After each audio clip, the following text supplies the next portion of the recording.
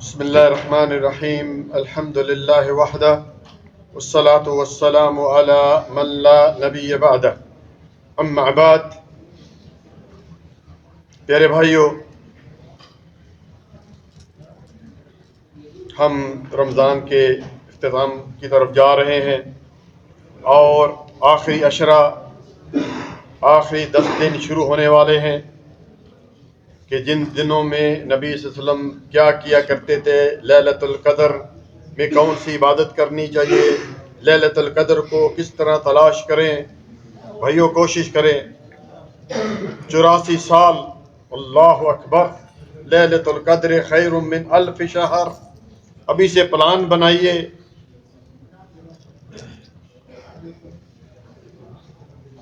سیدنا ابو ہریرہ رضی اللہ تعالیٰ عنہ اس حدیث کے راوی ہیں، رسول اللہ صلی اللہ علیہ وآلہ وسلم نے فرمایا، بخاری کی روایت ہے، من قام رمضان من قام لیلۃ القدر ایمانا واحتسابا غفر له ما تقدم من ذنبہ، کہ جس نے ایمان اور ثواب کی نیت سے لیلۃ القدر میں عبادت کی، اس کے پچھلے گناہ معاف کر دیے جاتے ہیں۔ سبحان اللہ، اللہ اکبر۔ اسی طرح پیارے بھائیوں، آپ دیکھیے اس رات کی قدر کہ اللہ تعالیٰ نے مسلسل ایک جو ہے وہ سورت نازل کی اس کے نام پر، جس کو ہم جو لیلۃ القدر کے نام سے جانتے ہیں۔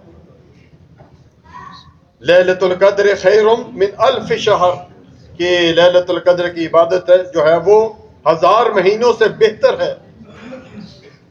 تقریباً 84 سال یا 83 سال کچھ مہینے، اس سے زیادہ بہتر ہے ایک رات اگر مل جائے پیارے بھائی۔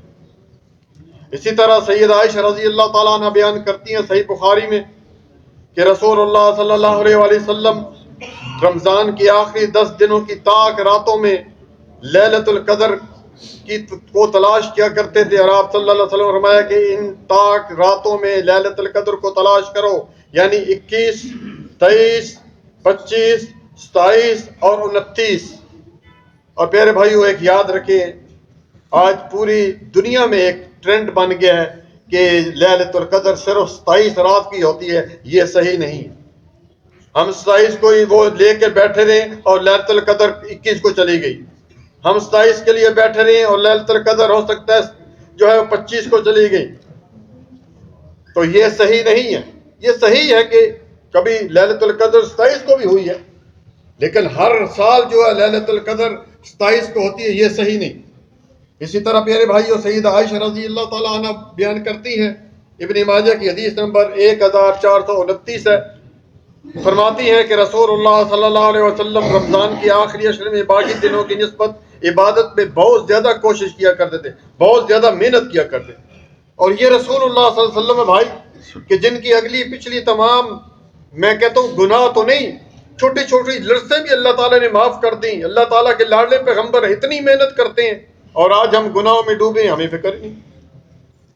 اسی طرح پیارے بھائی بخاری و مسلم میں سید عائشہ رضی اللہ تعالیٰ عنہ بیان کرتی ہیں کہ رسول اللہ صلی اللہ علیہ وسلم اذا دخل العشر، کہ جب آخری عشرہ شروع ہو جاتا، آخری 10 دن، تو آپ صلی اللہ علیہ وسلم جو ہے وہ کمر بستہ ہو جاتے۔ کمر بستہ سے کیا مراد ہے؟ اپنے آپ کو تیار کر لیتے، راتوں کو خود بھی جاگتے اور اپنے بیوی بچوں کو بھی جو ہے وہ رات کو جو ان کو بھی جگاتے۔ ہاں بھائی، یہ نہیں کہ خود جو بڑی محنت کر رہے ہیں لیکن بچوں کا فکر ہی نہیں ہے، بیوی کا فکر نہیں ہے۔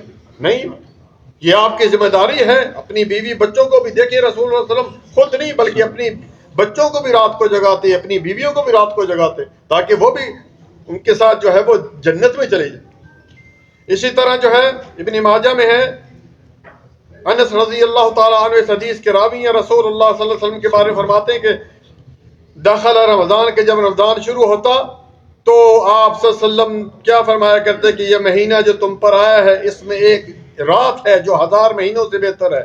جو اس رات سے محروم رہا وہ پوری تمام بھلائیوں سے، خیر سے محروم رہا، اور وہ شخص واقعی وہ شخص بد نصیب ہے جو اس رات سے جو ہے وہ محروم رہا۔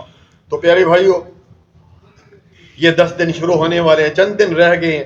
ان 10 جو ہے راتیں ہیں، ان میں اپنے آپ کو ذرا تھوڑی محنت کیجئے۔ اس میں کرنا کیا ہے؟ اس میں ایک تو یہ ہے کہ آپ تراویح مکمل جو ہے وہ پڑھیں امام کے ساتھ۔ اس کے بعد اگر آپ نے تراویح پڑھ لی ہے تو وطر اگر پڑھ بھی لی ہیں تب بھی کئی لوگ بولتے ہیں وطر پڑھ لیں تو اب بعد میں کیا ہم کچھ نہیں پڑھتے؟ نہیں، نبی صلی اللہ علیہ وسلم نے فرمایا صلاۃ اللیل مثنی مثنی، رات کی نماز دو دو کر کے ہے، پڑھتے جاؤ بھائی۔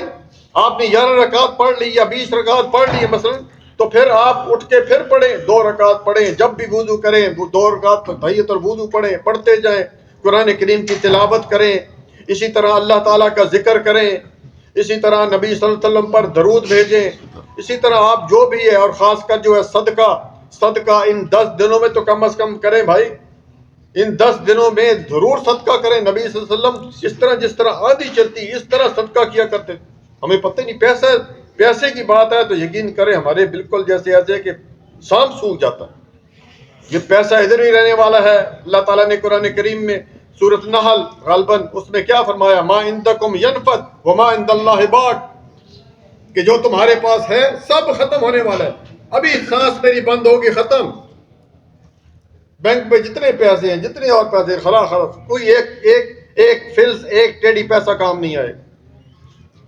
وما عند اللہ باق، اور جو تم نے آگے بھیج دی ہے وہی اصل سرمایہ ہے میرے بھائی۔